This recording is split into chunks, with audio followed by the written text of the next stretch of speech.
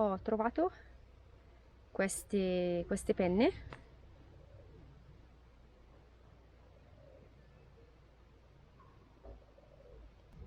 Adesso non so se si vedono tanto bene. Ho pensato che possono assomigliare alle penne di un rapace, e in realtà sono solo e semplici penne di una gallina, di una delle nostre galline, e per me hanno dello straordinario perché siamo così attratti da tutto ciò che non conosciamo, ma a volte dimentichiamo di trovare la bellezza nelle cose che sono più ordinarie, come ad esempio una gallina. E io ho imparato, stando in natura, proprio a stupirmi di ogni singola cosa che scopro, stando a contatto con i miei animali e stando a contatto con tutto questo ambiente selvatico che riesce davvero a riempirmi il cuore e a farmi sentire grata di farne parte. E per questo ho detto sì, facciamo un altro video così spontaneo, visto che l'altra volta, nel video scorso, ho ricevuto dei commenti davvero di incoraggiamento, e mi hanno anche mandato dei messaggi dicendomi che delle persone si sono ritrovate in quello che ho detto e mi hanno incoraggiato ad andare avanti perché sto portando qualcosa di bello per loro. In realtà questo video ha avuto pochissime visualizzazioni, parliamo di poco più di 150 visualizzazioni da qualche giorno dalla pubblicazione, e questo significa che comunque è un video di scarso successo, come potremmo dire. Ma io quello che voglio dirvi oggi è che il successo non si misura in numeri, il successo si misura in base a quanto riusciamo a essere allineati con quel dono, quel talento che abbiamo nel nostro cuore. Io dico nel cuore perché io lo sento molto come una cosa distinto, istintuale, non tanto razionale. Poi magari si tratta di qualcosa che riguarda l'intelligenza e la logica e lo studio, e per carità, però è sempre qualcosa che parte dal cuore o dalla pancia. Allora lì ho davvero capito che quello è stato davvero un video di successo, pur quanto i numeri dicano completamente l'opposto. Per questo oggi ho deciso di fare un altro video, innanzitutto per ringraziare quelle persone che si sono emozionate e l'hanno voluto esprimere. L'emozione non la possiamo controllare, ma sicuramente il fatto di dirlo e di incoraggiare l'altra persona, quella è una scelta, e quindi vi ringrazio per questa scelta. Sto facendo un percorso di guarigione e di crescita personale molto molto difficile, che sta andando a richiamare molti aspetti della mia vita che non ho mai voluto affrontare fino in fondo, dei quali ero consapevole ma che non ho voluto affrontare. Oggi più che mai mi sento spinta ad andare a continuare nella direzione che ho preso, con delle modifiche, con dei miglioramenti, con autocritica degli errori che sto facendo, ai quali sto pian pianino cercando di trovare strategie per rimediare. Frase un po' contorta, ma ci siamo capiti. Ma sto davvero trovando il coraggio e la forza di andare oltre e di capire che il mio successo è misurato nella misura in cui riesco a uscire dalla mia zona di comfort, riesco a entrare in una zona di mancanza di comodità per rompere quella barriera del pregiudizio e essere veramente chi so di essere e chi voglio essere. Quindi volevo incoraggiarvi, non perché io abbia raggiunto quello che per me è successo, ma perché voglio andare nella direzione di una nuova visione di questo successo, perché sto andando in questa direzione e mentre ci vado sto affrontando i miei fantasmi, i miei ostacoli, e non posso dire di averli sconfitti, ma posso dire di aver intrapreso una battaglia,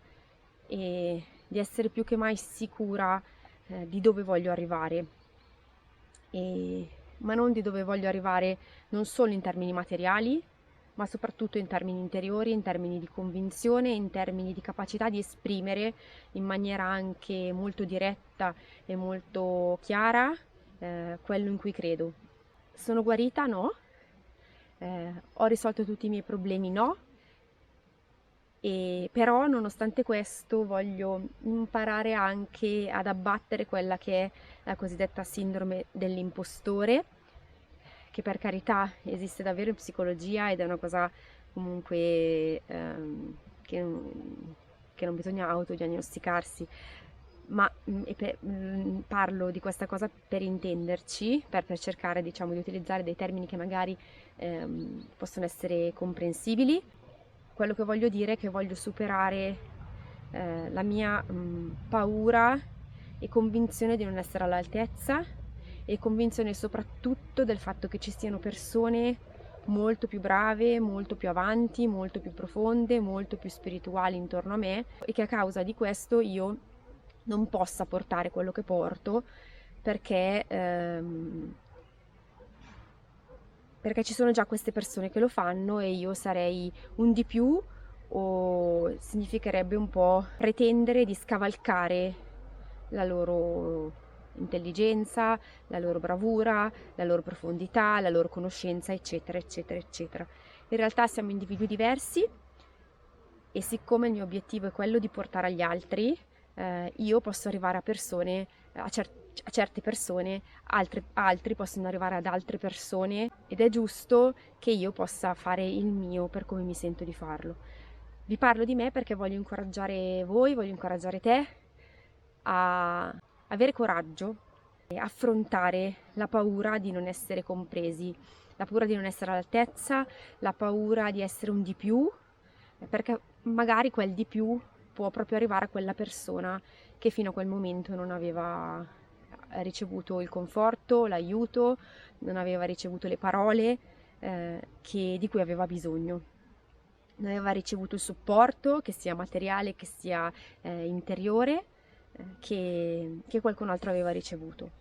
Quando ho iniziato il mio percorso, dapprima con uno stile alimentare diverso, che pian pianino sto anche modificando nel tempo e diciamo rendendo ancora più, tra virgolette, estremo in termini di materie prime, in termini di scelte tra certi tipi di alimenti o altri, di acquisti, eccetera. Poi in termini di stile di vita e poi in termini anche di contatto con gli altri esseri viventi, in particolare con gli animali, ho trovato una barriera enorme nelle persone intorno a me. Ancora adesso trovo una barriera enorme e anzi in qualche modo vengo considerata un'eretica perché non mangio gli animali, perché ho degli animali che non mi fruttano materialmente un prodotto, quindi a parte le galline, però la maggior parte sono galline vecchie che non fanno uova. Noi abbiamo su 5 galline un uovo al giorno, quindi io sto mantenendo delle galline che però non mi producono. Ho dei piccioni che attualmente non fanno assolutamente nulla se non allietare i bambini ogni tanto con i loro voli e con la loro interazione, perché sono animali molto interattivi, ma sono piccioni che fanno i piccioni, fanno semplicemente quello che sono. Ho degli asini e un cavallo che non lavorano e quindi che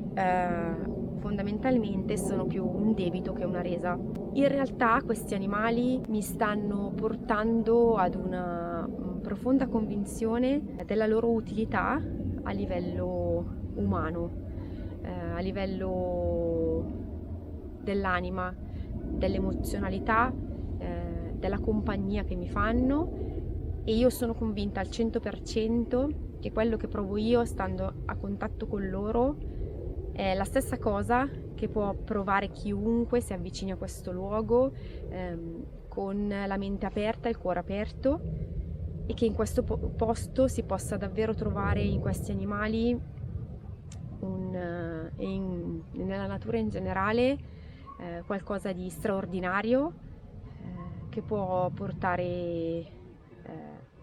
riflessioni, crescita personale, che può portare tanto, perché come sto crescendo io, come sto trovando riflessioni e trovando luoghi anche di espressione di chi sono attraverso questo luogo e gli animali che lo abitano, così può essere per tutte quelle persone che hanno un cuore aperto e che entrano qui senza pregiudizio. E mi viene sempre in mente il libro che ho letto, del quale vi ho già parlato in altri video, che è Gli animali di Dio e l'etica del creato, di Marco Distort, che è stato illuminante, perché anche lui ha vissuto lo stesso passaggio che ho vissuto io, non solo di critica, ma anche di allontanamento delle persone